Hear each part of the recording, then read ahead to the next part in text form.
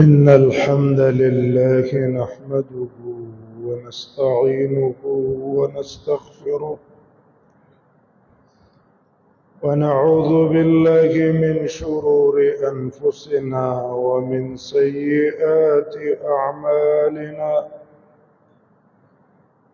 من يهده الله فلا مضل له ومن يضلل فلا هادي له، وأشهد أن لا إله إلا الله وحده لا شريك له، وأشهد أن محمدا عبده ورسوله. يا أيها الذين آمنوا اتقوا الله حق تقاته ولا تموتن إلا وأنتم مسلمون. يا أيها الناس اتقوا ربكم الذي خلقكم من نفس واحدة وخلق منها زوجها وبث منهما رجالا كثيرا ونساء، واتقوا الله الذي تساءلون به والأرحام، إن الله كان عليكم رقيبا. يا أيها الذين آمنوا اتقوا الله وقولوا قولا سديدا يصلح لكم أعمالكم ويغفر لكم ذنوبكم، ومن يطع الله ورسوله فقد فاز فوزا عظيما. أما بعد، فأعوذ بالله من الشيطان الرجيم. بسم الله الرحمن الرحيم. إن تستفتحوا فقد جاءكم الفتح، وإن تنتهوا فهو خير لكم، وإن تعودوا نعد ولن تغن عنكم فئتكم شيئا ولو كثرت،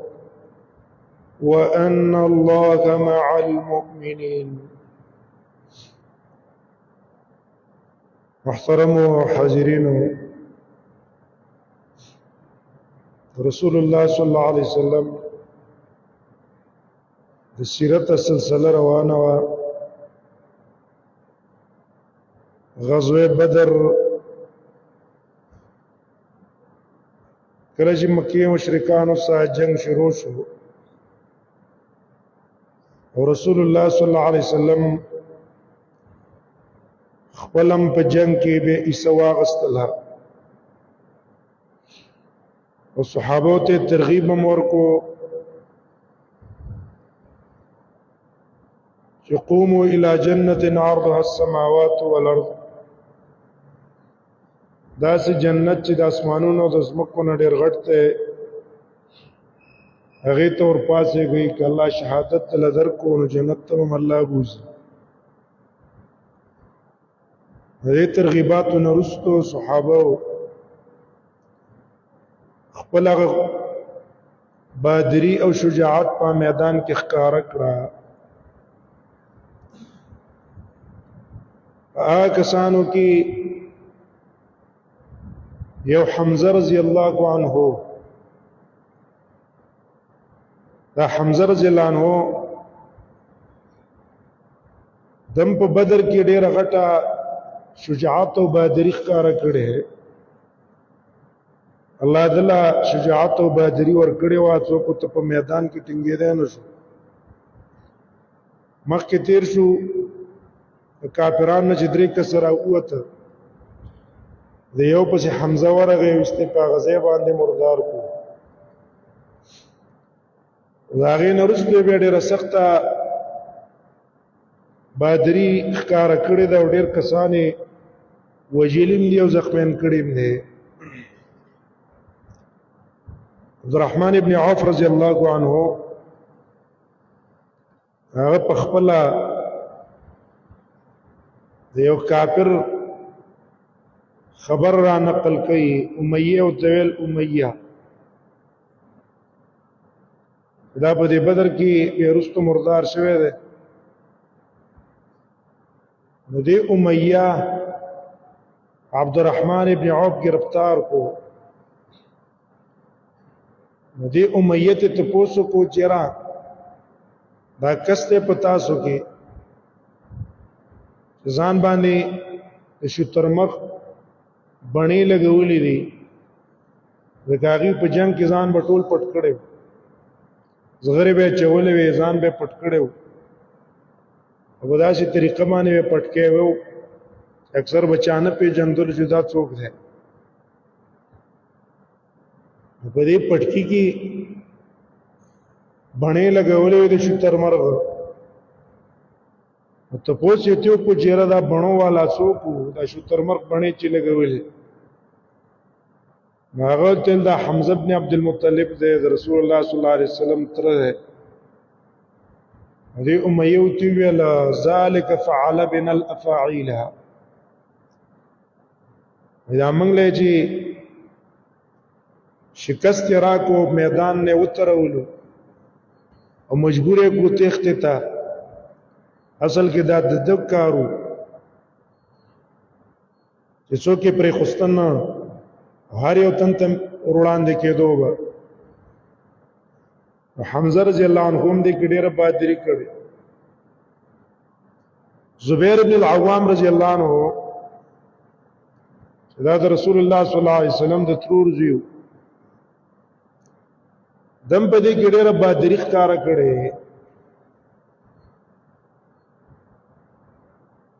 رجی پر روایت د بخاری کی راځي په بدر کې د پدری گزاره د توري لګېدل وو بل روایت کې په گزاره لګېدل او دو گزاره د یرموک په جنگ کې لګېدل وو دونه غټ زخمونه وو چې عبد الله ابن زبیر وایي زما شوم ما به د پلار په دې زخمونه کې ګوتې ورکوله لوبه مې مسکولې مستی به مې د پلار سره کوله دا زخمونه دونه غټ غټ کندې پکې وي چې په بدر کې والے شوی ضربت سنتین یوم بدر په بدر کې والے شوی او په یرموک کې والے شوی ما په کې ګوتې ورکولې دونه بادرې باندې جنگ کړي وو په یرموک کې خو هغه بادری هغه دونه کړی دا یرموک جنگ کې مخامخ د رومیانو لخکرې په لکاو په مقدار کې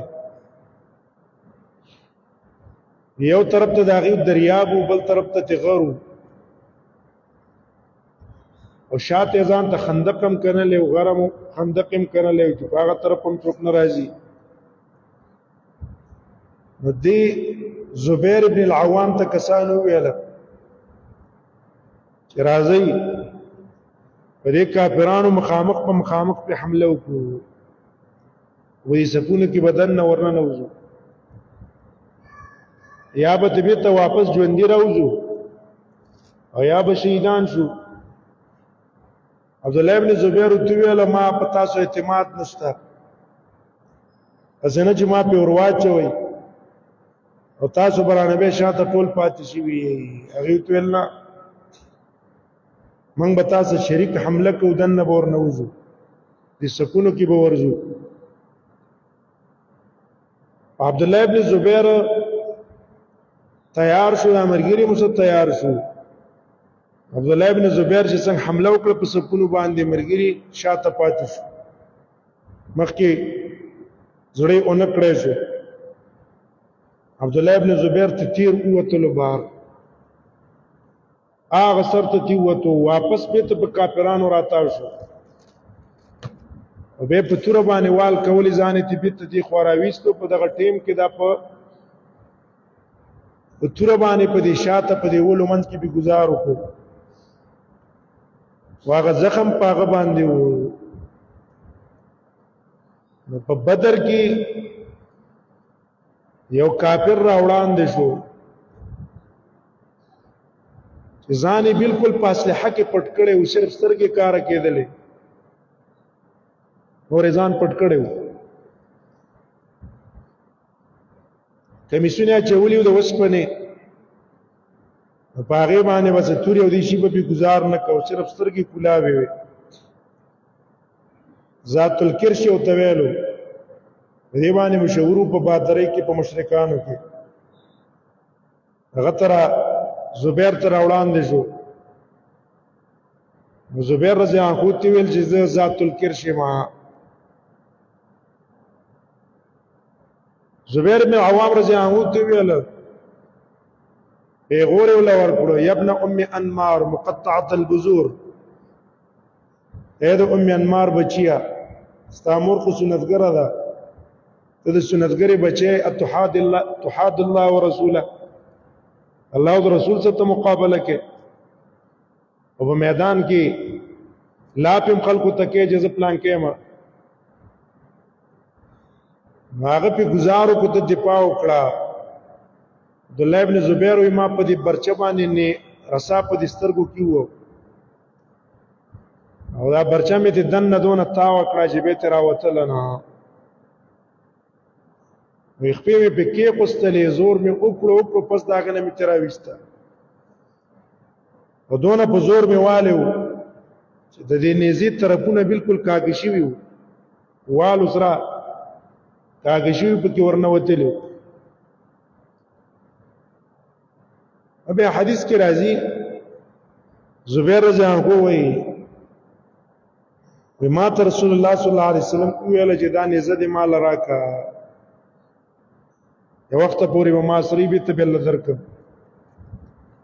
رسول الله صلی الله علیه وسلم له ورکړه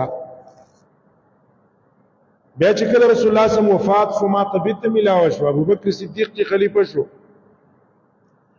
ابو بکر ویل چې مال راکا ما سبب پرته ابو بکر د وفات نه بعد ما ته بیت واپس شو بیا رانا عمر بن خطاب وغوښتله غلمه ورکړه هغه چې به مړ شو بیت واپس د تراغله نبی صلی الله علیه وسلم ابو بکر او عمر ته د تر زکه غوښتله چې دا د الله په طاعت او په عبادت کې استعمال شوی و کافر په وجه شوی او دا چې کافر چې ډېر الله په به کولی هغه په الله مردار کو رسول الله صلی الله علیه وسلم وخت غنلو چې دا شی ځان سره اوساتي لکه یو کار یو شی په ډېر خیر کې استعمالېږي ډېر په کار کې استعمال شي دین کې استعمال ډېر اوشي خلک ځان سره ساتي عبرت د پاره یره دا یو شی په خیر کې ډېر استعمال شوی دی زبیر بن العوام ډېر قرباني په دې کې ورکړه سعد ابن ابي وقاص په عشره مبشرو کې ده هغه په دې جنگ کې خپل بہادری او شجاعت هغه ښکار کړي او کافرانو باندې غش گزارونه په کول توري گزارونه په کول د عمل له وجه رسول الله ته دعا وکړه چې الله دې سات مستجاب الدعوات جوړ کړي چې الله دې سات یو دعا مو مسترد کوا کله کله وسړی دیو نیکی خیر کار کوي نو بعض کسان اگر اولګي دعا او تو کی نو هغه دعا الله قبلې داغه د پاره رسول الله صلی الله علیه وسلم په دې نیکی او ته دعا وکړه صادر جنانه مستجاب الدعوات کما دعا به چې الله نه وغختله غ دعا به الله قبل ولا مسترد کوله به بعض انسانان دي سي هغه مشهوري په استجاب الدعاء او رسول الله صلی الله علیه وسلم فرمایلی دي چې انسان ظاهر کې سپک مګړای ته چیرې دا ساده کس دی او دا هغې د وجې ته سپک وګڼې شوشای نشته رب اشعث اغبر مدفوع بالابواب لو اقسم على الله لابره ډېر کله دی انسان به اشعث اختبار ډېر ځان له برابر کړي نه اغبر کپڑے به خیره نه دونه د کپړو غم بم نه کوي راج ځان صفاک او پاک وګرځا دې اهتمام بدونه نه کوي او مدفوعا بالابواب څوک به پریدیم نه جمعه دا خوار غریب سړی دی اجازه نشته اکثر دفترو ته سړی زی د خ ګاډي کې ورلې او ظاهر کې د خلې باز جوړ کړي وټول به سلام کوي دا څوکټ سړی دی او کډیر غټه هدي او مرتبه والا وي غټ کمالي سړی وي او ظاهر کې د شو شانو برابر کړي هغه دې سره پروا نه کوي زلاټ شي اجازه نشته او پلان کې نشته رسول الله صلی الله علیه وسلم مدفوعا بالابواب په دروازه به څوک پریدیم نه ولو اقسم على الله لا ابره فالله قسم وکي الله بده په قسم کې بری کوي الله تو یا الله ستا په ذات مې قسم ده چې داخله کو سوکړه کړي او سخت تکلیف کړي یا الله ته په دې باران وکا یا الله ته دې ول رزق ورکا یا الله زما د مرګري دا محتاج دي تو سره تعاون او مدد وکا الله به په قسم کې دې بری کوي الله نه څه وغواړي رسول الله صلی الله علیه وسلم اذا بر ابن معرور دا مبارک نبی صلی الله علیه پاک دام ده اوچته مرتبه ده انسان څه شي د الله نه غواړي تعالی درکې دغه وجنا واقعات چې موږ تاسو ګورو سلفونو سره اریان چې دا څونه اوچت مرتبه والا خلقو ابو حازم رحم الله انس رضی الله عنه شاګرد دی د نور صحابه شاګرد دی هغه مستجاب الدعوات او دعاګان به الله قبول ولې یو ورځ یو ځان له کو تراغه په سر باندې اختنو گنجه په سر باندې دی ابو حازم تی ویل په سر می گنجه ده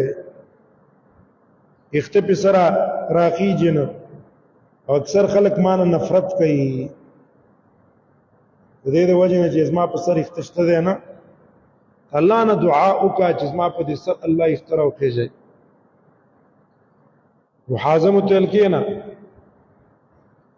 هغه دعا شروع کړه په دې دعا کې اوجړل الله ته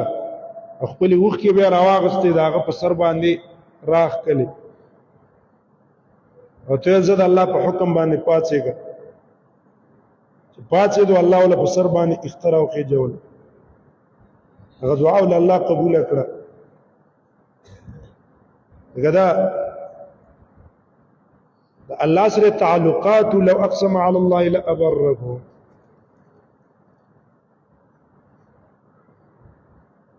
الله روانه ما تلو مرګر ته به څه ضرورت د الله نه به غوښته الله موږ له داراکا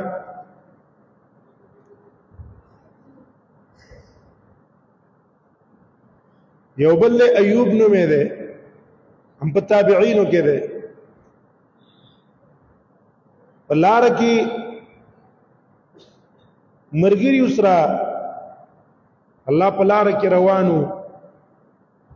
نو دې مرګرو یو تمنا وکړه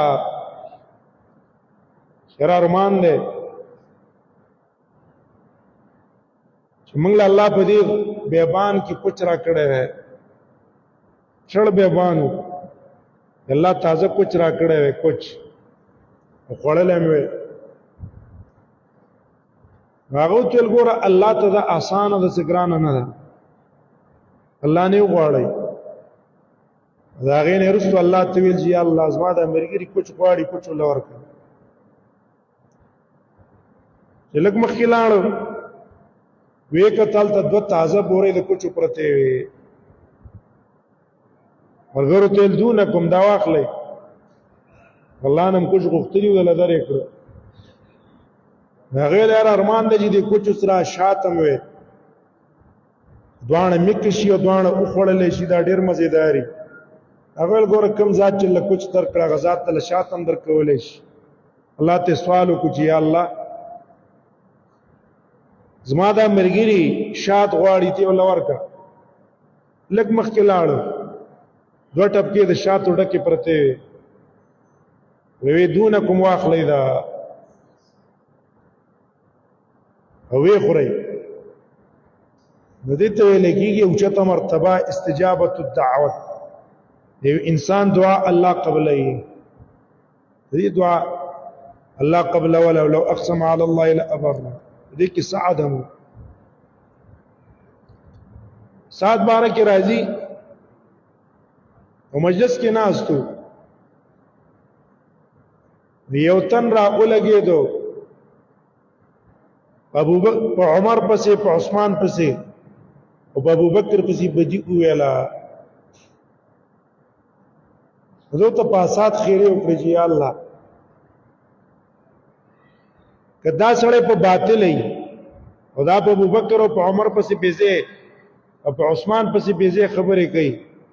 یا الله مونږ ته تخپل هغه عجایب د قدرت او نه ختم مونږ ته په دې ټیم کې راو قاعده ده په بار کې څنګه چې دا دعا وکړه خیره او ته وکړي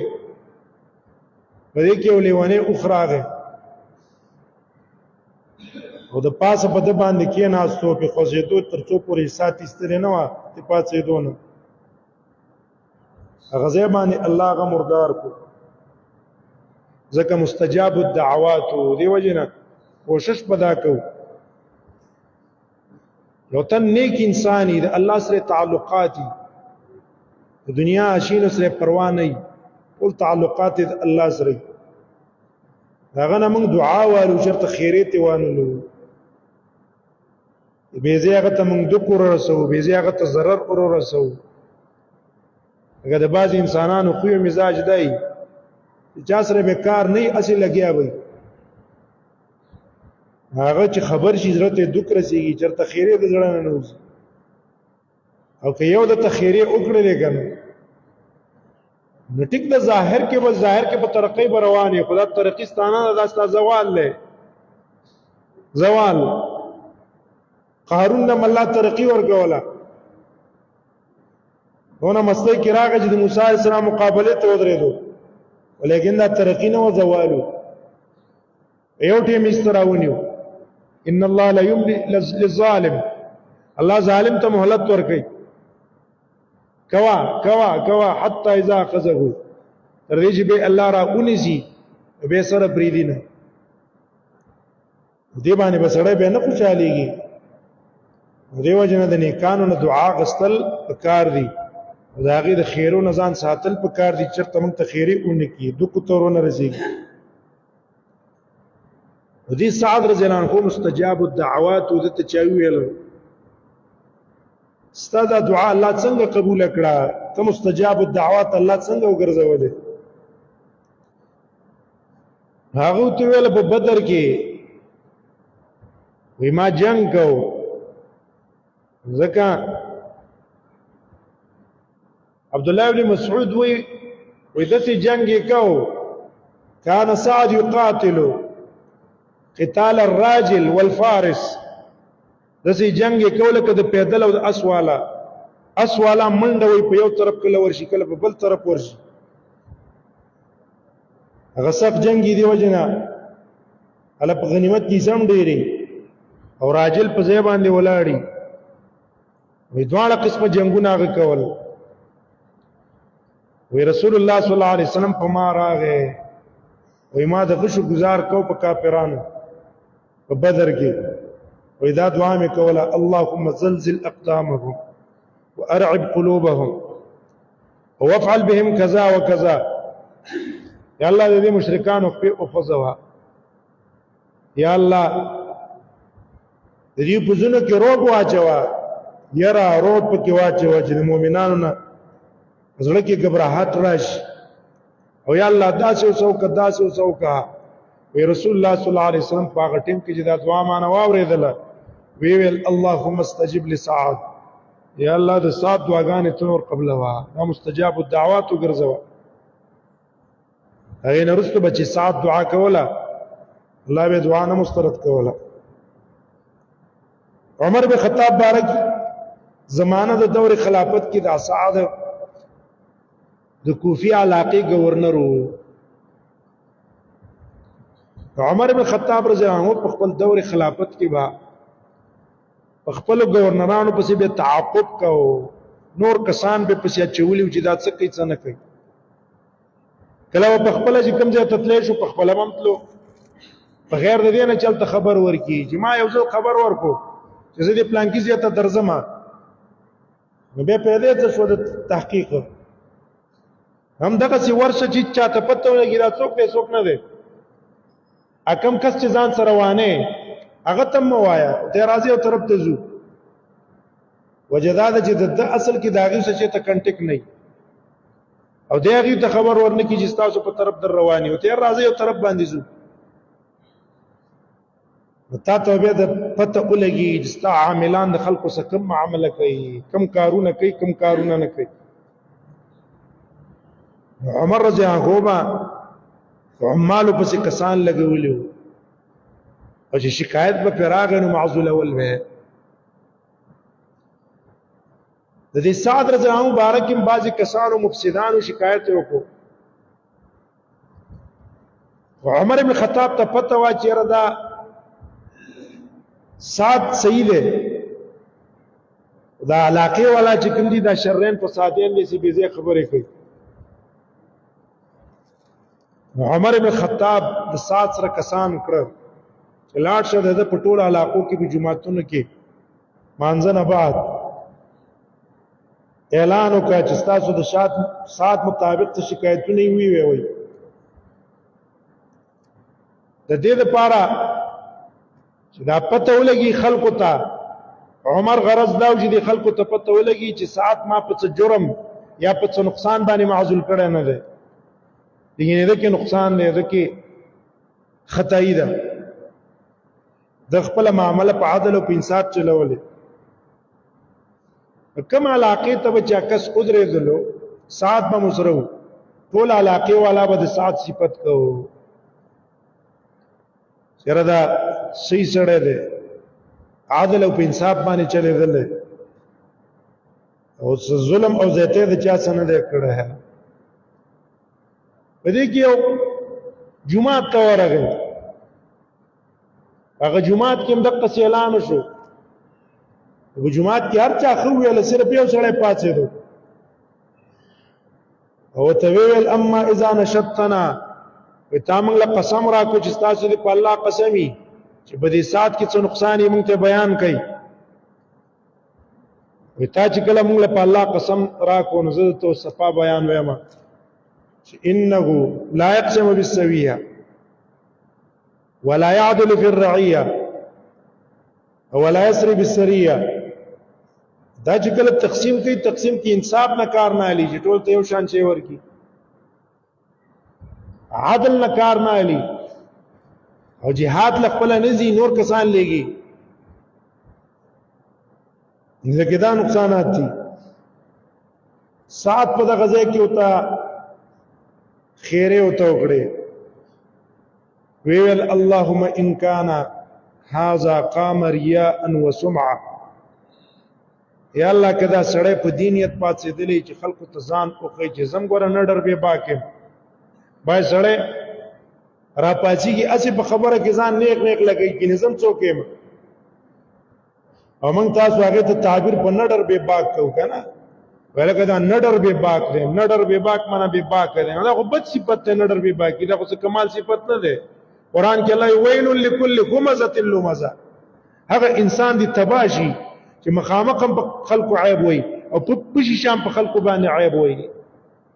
اتبادي جی محمد رسول الله خو ډیر حیاناک انسان چې خبي او صحابي ولې چې دا کار کوي رسول الله صلی الله علیه وسلم سر کته کو بیان کې به د سینې چې پلان کې ته دا کار کې دسی ویل ما بالو اقوام بعض کسان دي چې د سې کارونه کوي ولې د څه کوي د دې لپاره چې داغه بیزتیونه شي داغه بشرمیونه شي هغه نړر به باقی نه اوس موږ راولګیو په مجلس کې وطنګیر اخریلی او موږ ته فاسق فاجر نه خو اخلاقی نبوي اخلاق کو نه دي. هر ولګي عامه مسله وکړه شریع احکام بیان کا یا یو تن سود کې موږ ته پلان کې ته سود خور یو دای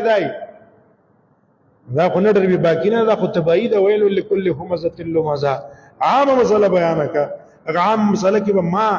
کذب کې مبتلا ومه د بدزان اصلاح وکم غدا خطاب ما تم دی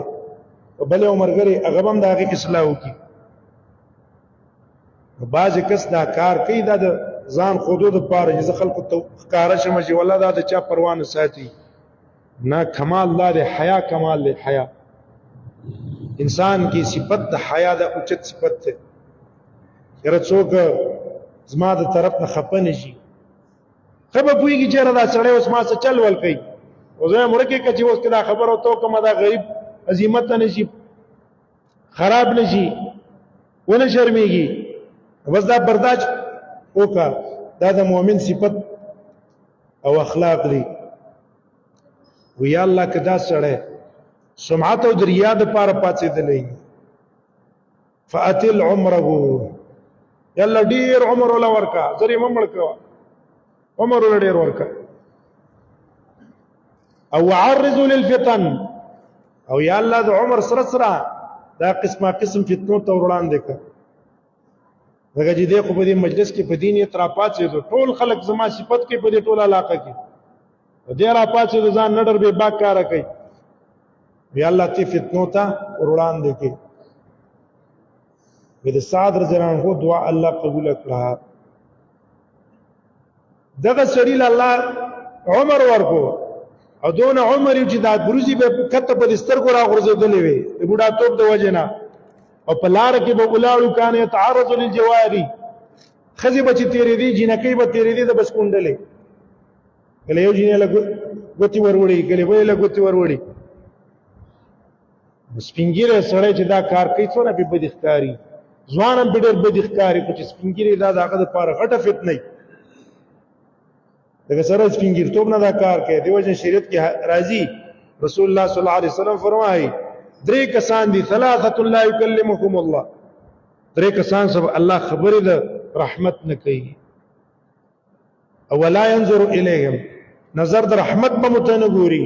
او لا يزكيهم د ګناهونو به پاکیم نه یو پاګي کې المسبل ازارا پنځي ځان پسې کترا کوي پنځي کتګړي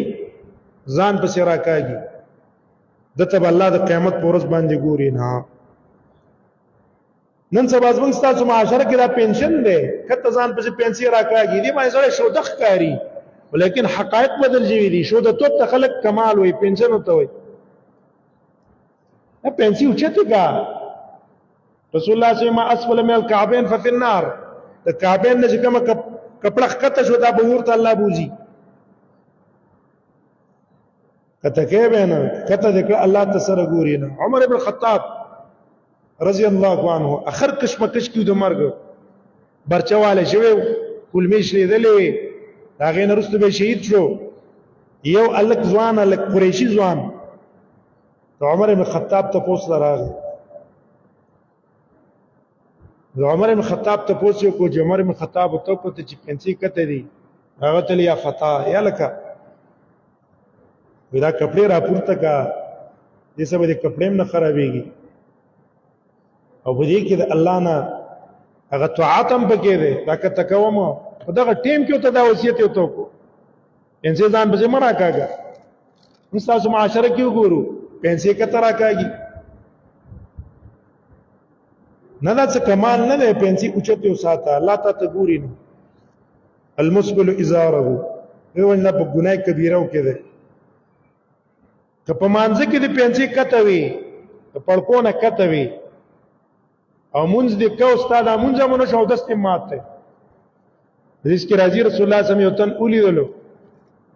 مانځ باندې ولاړو پنځه کته وي رسول الله صلی الله علیه وسلم تل ورشه درې ځلې تل ورشه او تاسو کا ورشه او تاسو کا ورشه او تاسو کا به ته سر مونږ راو ګرځوا دې باندې مونږ ماتي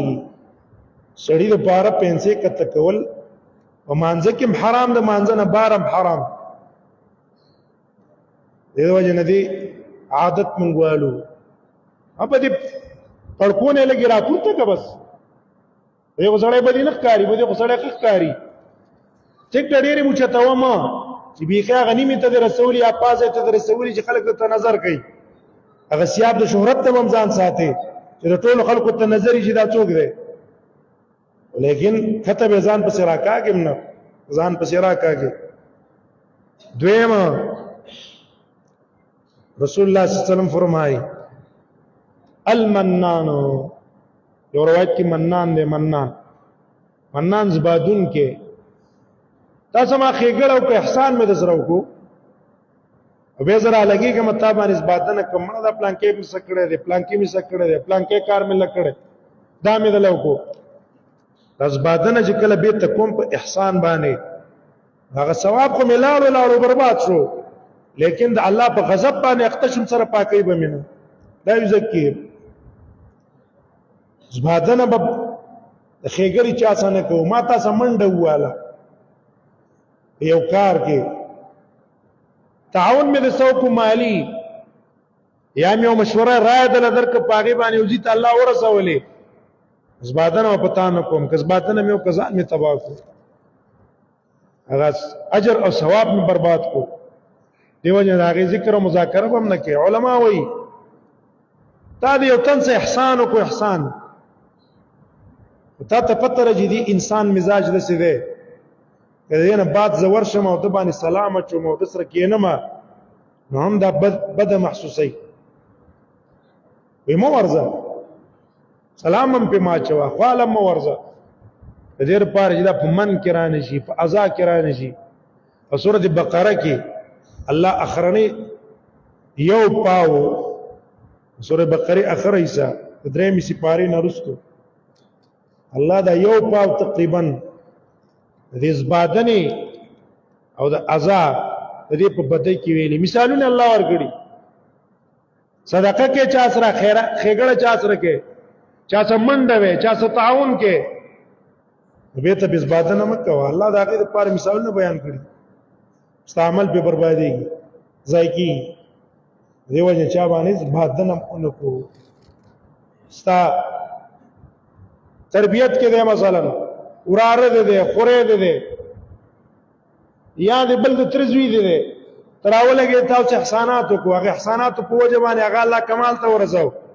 زبادنه مکو چې ما په وجه دل تر ورسېدو پلان کې دی هغه الله ورساو ته برباد شي ول اخرت عمل نه برباد کو دې د وجه نه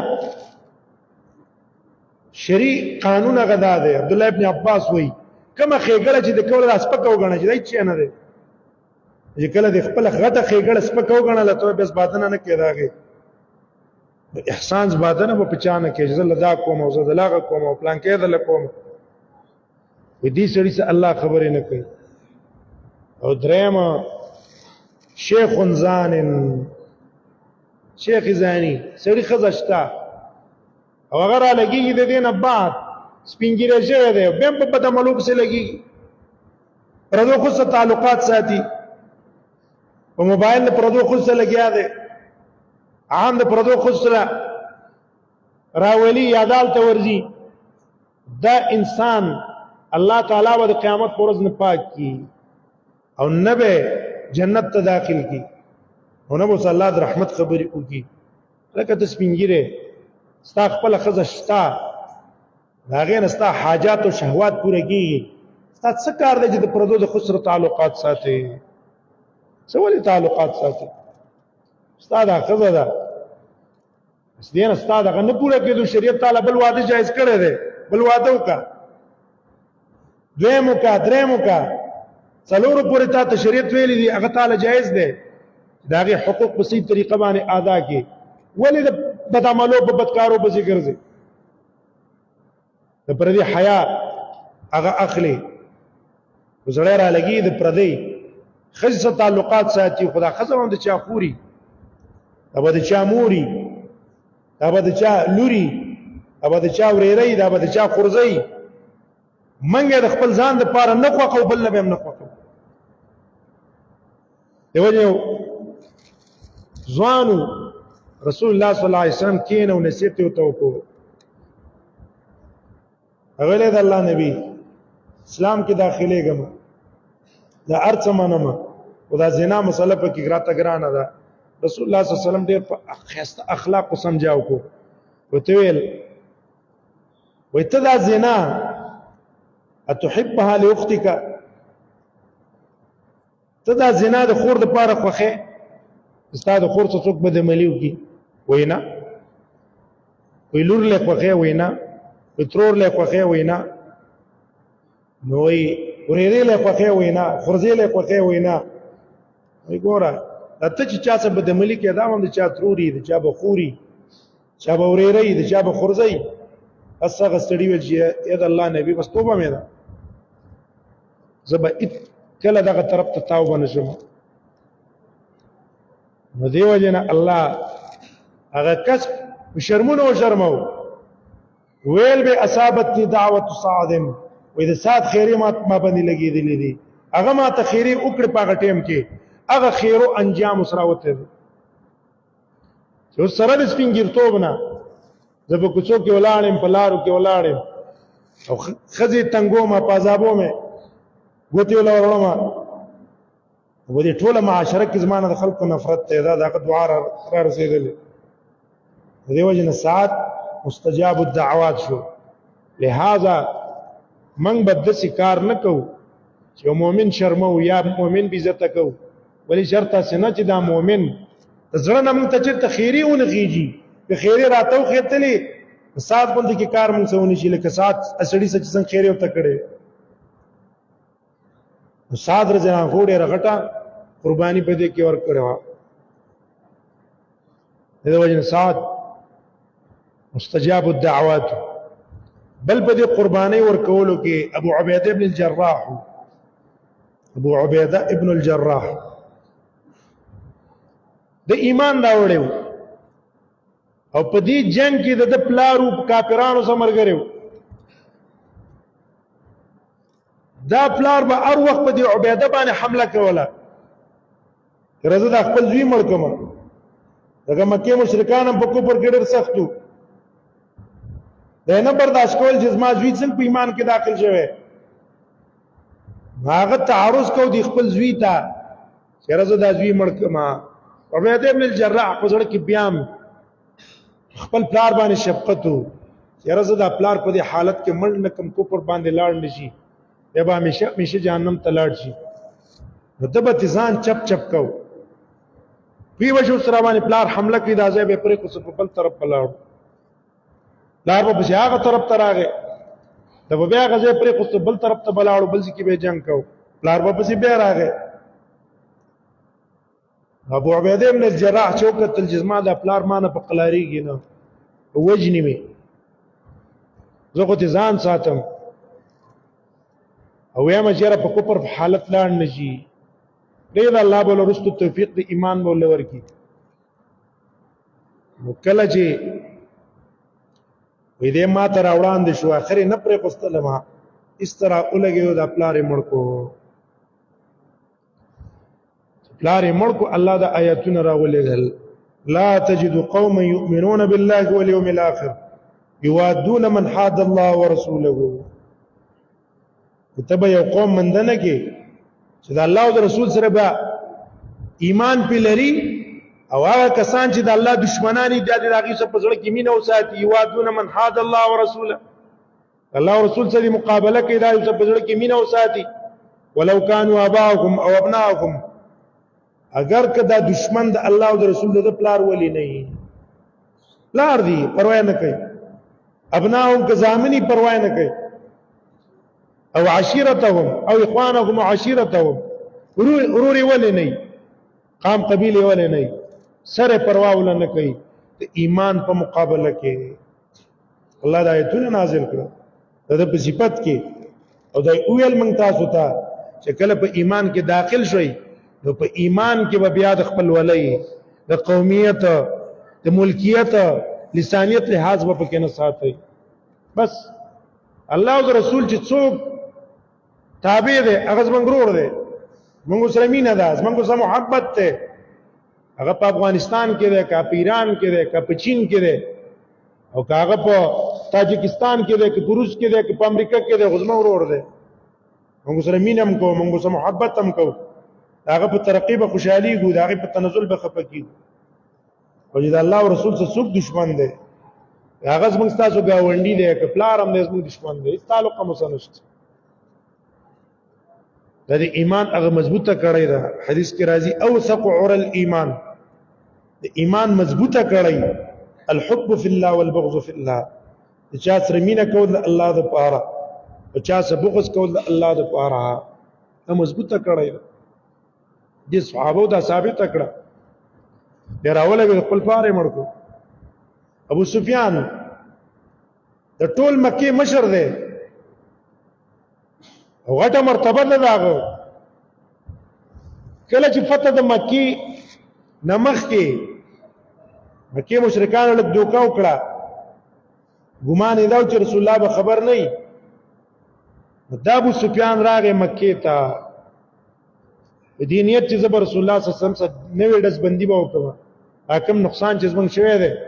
بس دا به بچ اوږده واقع ده انشاءالله وروستو راځي ابو سفیان اول لور که ورغی ام حبیبې کا ام حبیبې د ابو سفیان لور وه مکې نه هجرت کړی حبشو ته حبشو نه خاوند یې هلته مړ شو همدغسې پاتې شوه رسول الله صلی الله علیه وسلم نجاشي ته خبر ولېږلو چې ته زما طرف نه وکیل شه او د دې نکاح ماله وتړه نجاشي له نکاح وتړله او خپل طرف نه مهر وله ورکړو د عام بیبیانو مهر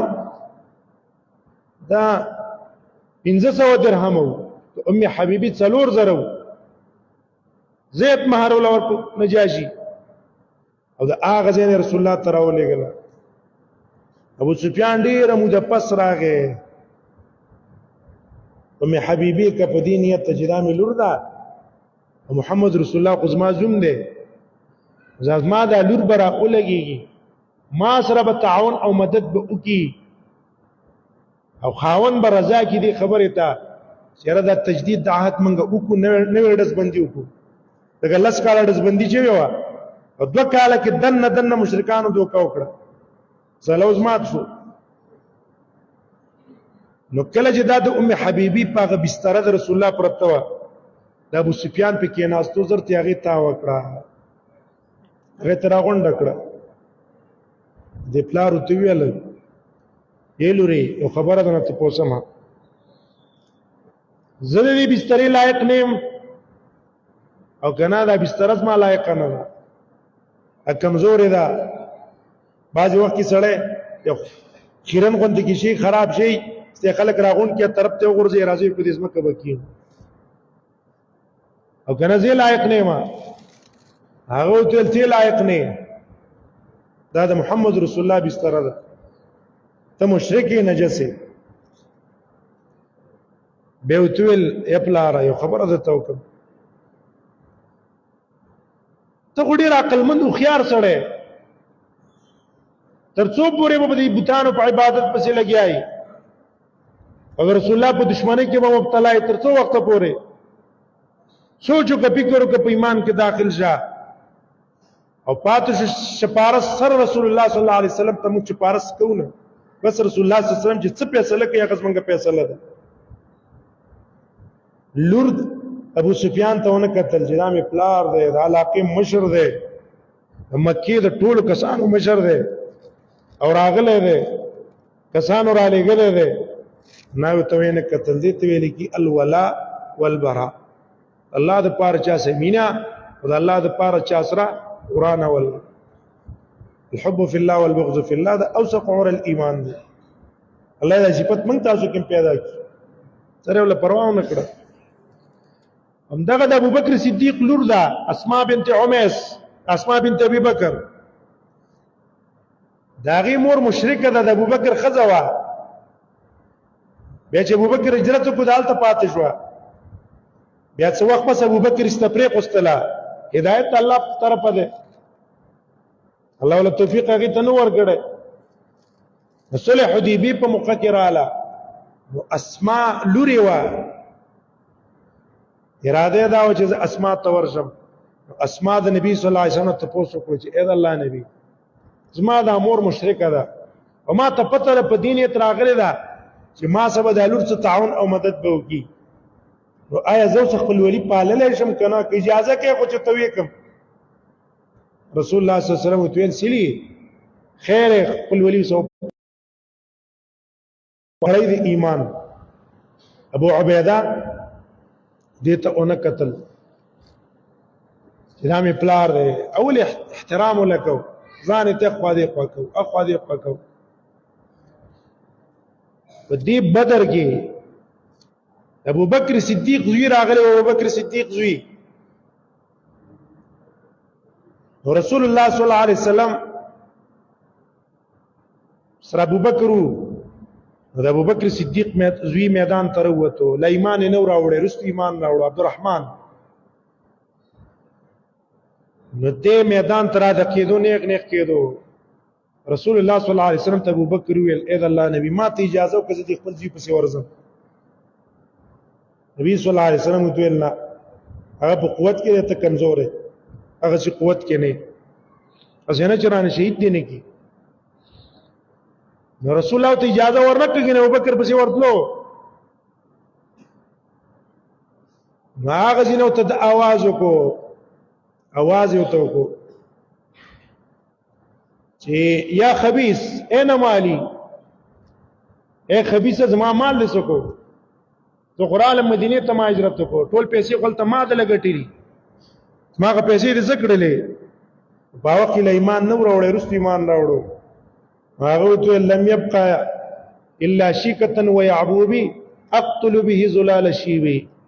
په مال می ټول لګولې صرف پکې دا وس دا توري را صفاتې دي او وسونه را صفاتې دي او په دې باندې څوک وجنما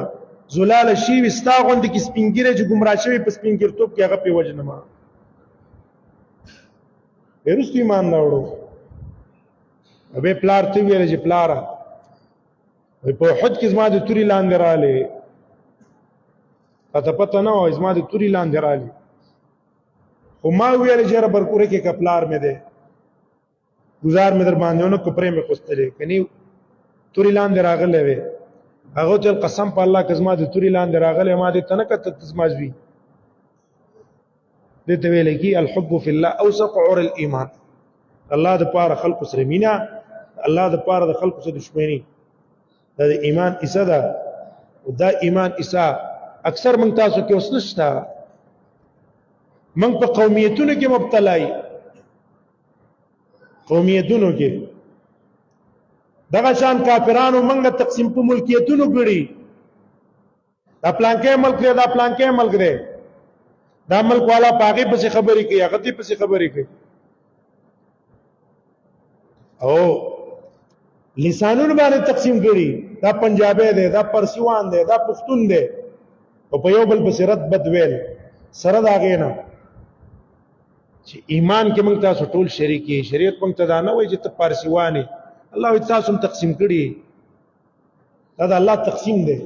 چاله یو جبه ور کړی چاله بل جبه ور کړی، الله تقسیم کړي او دار و مدار په ایمان باندې دی. دا محبت موږ تاسو پیدا شو په ایمان په مقتضا، دا جګړې براش اختلافات براش یا به دا کافران په من کې ګوتی وي. نن کافران به غم ناشتي، منګه تاسو په قومیت مبتلا کړي، په ملکونه تقسیم کړي، دا افغانستان دی او دا پاکستان دی او دا دغه سروران هغه د دې سوران خپل منځ کې یو بل ته بارډري بندي کړي، عوامو ته تکلیف، خلکو ته تکلیف. ایته مسلمانې یو بل سره الفت او محبت وکي، ازادي وکي. څه ضرورت ته جنگونو ته څه ضرورت ته، جګړو ته څه ضرورت ته، داسې سہولت او من نه ولي ضرورت د دې ځنه دي سړی زی هغه سره پوری دا ځنه دلته دی راځي ازادي. څوک چې مفسد ته چې ارڅوکي هغه د فوجي ولې نه، د فوجي زوی ولې نه، خو چې مفسد دی هغه له سزا، هغه د وزیر اعظم زوی ولې نه سزا، او چې څوک مفسد نه دی چې ارڅوکي بس آزاد دي. وګوره دا فضا الله جوړي کنه جوړي، لکه موږ ستاسو ژوندۍ به تیار شي، جوړه بشي. الته په ملکونو مبتلا کړي، بیا په ملکونو کې په قومیت کې مبتلا کړي، په دې پاکستان کې دنه منګلا قومیتونه جوړ کړي دي، دا سیندی دی او دا پنجابی دی، دا پښتون دی او دا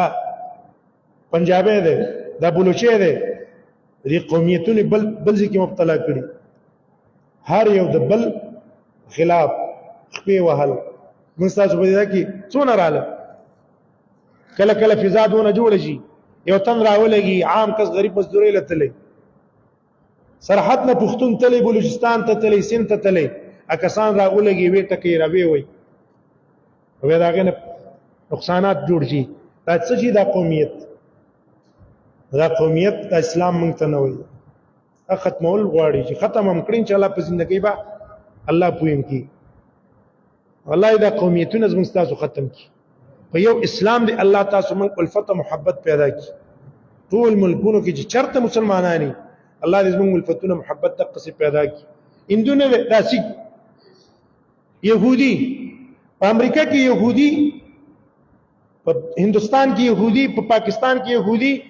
هغه فکر او سوچ د اسرائیلو کوي زما ګټ اسرائیلو ته ورسي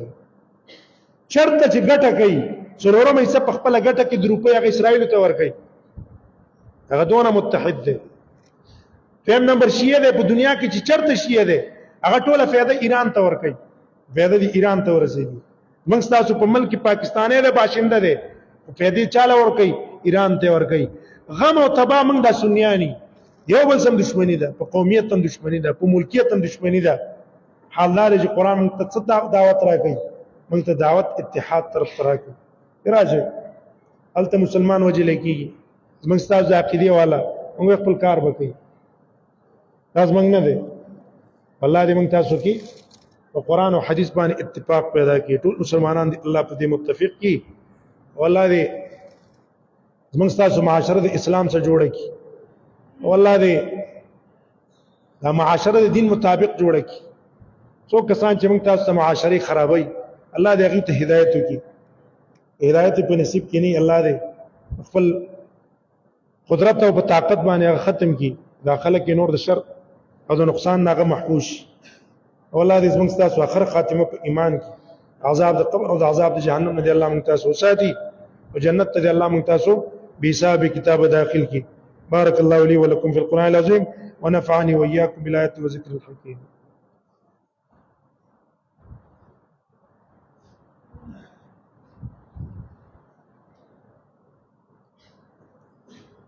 الحمد لله وكفى والسلام على عباده الذين اصطفى ما بعد فأعوذ بالله من الشيطان الرجيم بسم الله الرحمن الرحيم ألهاكم التكاثر حتى زرتم المقابر كلا سوف تعلمون ثم كلا سوف تعلمون كلا لو تعلمون علم اليقين لترون الجحيم ثم لترونها عين اليقين ثم لتسألن يومئذ عن النعيم اخلاص باندې بد الله نه لک دعا وغواړو د باران د پاره مستاسو په دې علاقو باندې ډېر وخت نه سوکړه ده بارانونه زموږ ستاسو په خواو شا کې نه کیږي او دا باران زموږ ستاسو لپاره نعمت دی دې سره الله ډېر امراض ختموي ډېر حالات په الله بدلوي هغه دا چې نه کیږي دا زموږ ستاسو ګناهونه دي کوم ځای کې چې کیږي هلته عذاب دی هغه علاقې به په سیلابونه وړي هغه هم عذاب شي وجه دا ده چې موږ الله ته متوجه نه یو که استغفار هم ویستو توبه هم الله ته ویسته نو صحیح معنی هم د الله نه دعا وغوښتله باران به کوي رحمت باران به کوي ذریعه به د خیر ګرځي داسې به نه چې زموږ ستاسو علاقې ډوبې کړي او یا زینه را لوران کړي او یا داسې هواګانې ورسره راشي چې هر څه ورسره اله تباه او برباد کړي نو دا زموږ ستاسو اصل کې ګناهونو وجه ده الله نه دعا وغواړو یو ځل عمر بن خطاب ووتو استغفار وغواړي ټول استغفار وغوښتلو چا تل تا خو دعا ونه کړه که د باران دپاره د لمونځ ونه کړو هغه الله وایي فقلت استغفروا ربکم انه كان غفارا يرسل السماء عليكم مدرارا بس بخنه مو وغوښتله بخونه سره به وروسته الله څه کوي بارانونه به کوي دې د وجې نه موږ تاسو خو حالات مخکې وړاندې کړو داسې پکار دی داسې پکار دی زموږ د حالت به بدل شي لیکن ښه حالت یې دا دی چې پاکستان کې موږ اجتماعي استغفار الله ته وباسي اجتماعي فوجین هم الله ته وباسي او پولیس والے هم ته وباسي او دا سرکاري محکمو والا هم وباسي عوام وباسي هر پارټي والا الله ته یو نیمه ګنټه نه یو ګنټه یو اجتماعي ورکی چې ټول الله ته کله توبه وباسي چې الله زموږ د حالت بدل کا په نیمه ګنټه کې بدل نه کړ دا غز او دا میدان او په زیاد الله نه چاتم توجه ده مخلوق تم توجه ده الله دې زموږ تاسو توجه الله تعالی واپس کی دعا وکړئ الله د خیر باران وکړي دا حالت موږ اساس الله بدل کړي الله رب العالمین الله رب العالمين لا اله الا الله السلام عليكم اللهم اسقنا واسقنا اللهم اسقنا واسقنا اللهم اسقنا اللهم اسقنا اللهم اسقنا من شر رحمتك وحب ولدك المؤمن اللهم لا تهلكنا بنفسك اللهم لا تهلكنا بعذابك اللهم ارحمنا لا نرد يا الصبر يا ذي الجلال والاكرام يا الله يا الله تغفر اللهم صل اللهم صل اللهم صل اللهم صل على تغفر ولا تغفر ولا تغفر لازم دعاء مستغفر لازم دعاء مستغفر لازم دعاء مستغفر لا تغفر يا الله تغفر صلى الله على نبي محمد وعلى اله وصحبه